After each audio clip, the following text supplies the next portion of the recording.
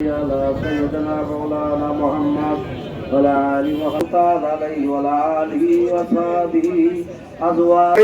আজকে 11টার সময় আমরা মহানগর বিএনপি নেত্রী, যিনি কখনো অন্যায়ের সাথে আপোষ করেননি, কৃষক দল, শ্রমিক দল, ছাত্র দল যত যা আছে সুন্দরকে ভালোবেসে দেশের গণতান্ত্রিক ভেতরে সম্পূর্ণ হয়। এই দোয়া ছাড়া আমাদের আর কোনো দোয়া নেই। তার আগে শহীদ আমার হোক, খাজা জিয়া আমার হোক, সবাইকে ধন্যবাদ। আজকে এখন এই মিলাদ ও দোয়া মাহফিল পরিচালনা দল, শ্রমিক দল, সকল এই গাজীপুরের 2 আসনের সম্মানিত সংসদ সদস্য গাজীপুর জেলা যুবদল কর্তৃক আয়োজিত মিলাদ মাহফিলে, আসলে আমাদের আজকের অনুষ্ঠান মিলাদ মাহফিলে মাসুদ পারভেজ, আমাদের সেলিম ভাই, লিটন ভাই সহ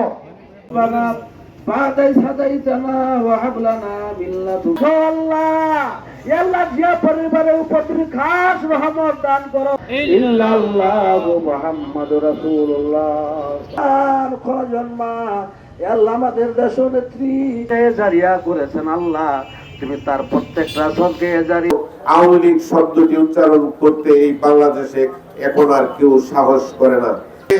আমরা আমাদের শক্তিতে পরিণত করে আজকের সরকার, বিএনপির সরকার, জনাব তারেক রহমানের সরকার এবং মানবিক প্রধানমন্ত্রী এই দেশ গঠনের জন্য কাজ করতেছেন।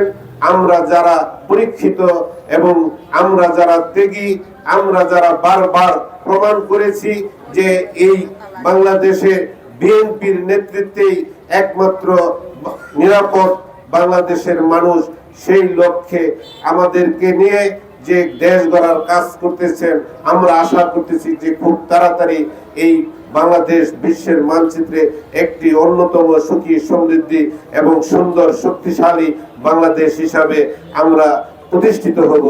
সেই আহ্বান রেখে এবং আজকে যে আমরা এই 82তম যে জন্মবার্ষিকী পালন করতেছি, এই উপস্থিত হয়েছে প্রিয় বন্ধুরা, আমরা দেখেছি আন্দোলন সংগ্রাম করেছেন, কোনো কিছু হচ্ছে।